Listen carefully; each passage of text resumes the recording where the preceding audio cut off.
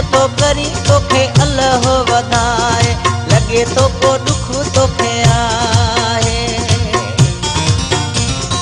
नंढड़ी उम्र सदा साह न भर हली कारो वगो पाए, लगे तो को दुख तोखे आहे। मोर जड़ा पिरी अखियूं हेठ चौथो करी तोखे अल्लाह वधाए, लगे तो को दुख तोखे आहे।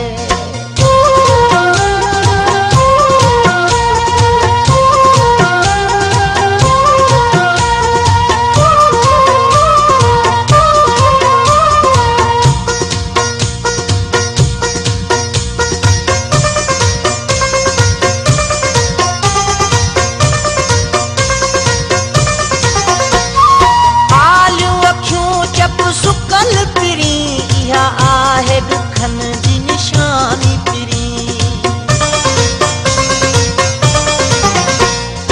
आलियूं अखियूं चप सुकल पिरी इहा आहे दुखन जी निशानी पिरी। मां समझा थो पांद दुखन सां वेठो पसाए, लगे थो को दुख तोखे आहे। नंढड़ी उम्र सदा साह न भर हली कारो वगो पाए, लगे थो को दुख तोखे आहे।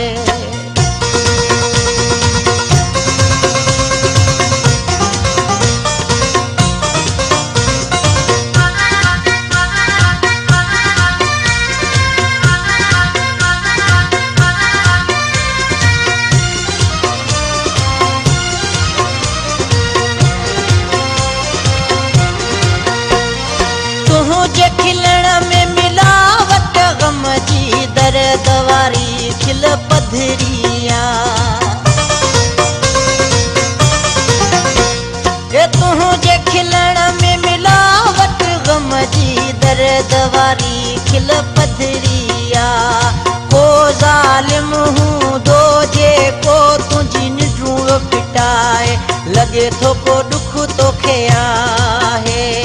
नंढड़ी उम्र सदा साह न भर हली कारो वगो पाए, लगे थो को दुख तोखे आहे।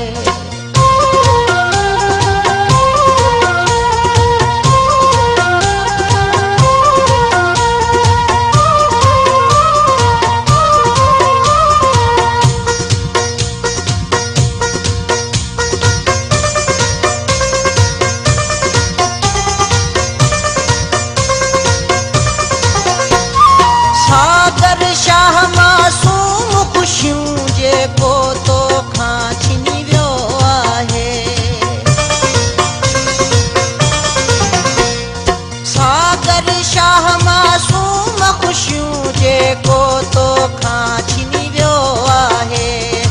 उन खुद गर्ज़ खे रब तो वांगे सुख खां सिकाए, लगे तो को दुख तोखे आहे।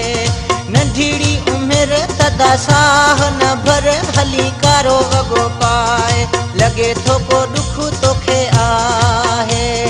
नंढड़ी उम्र सदा साह न भर हली कारो वगो पाए, लगे थो को दुख तोखे आहे। मोर जड़ा पिरी अखियूं हेठ चौथो करी तोखे अल्लाह वधाए, लगे थो को दुख तोखे आहे। नंढड़ी उम्र सदा साह न भर हली कारो वगो पाए, लगे तो को दुख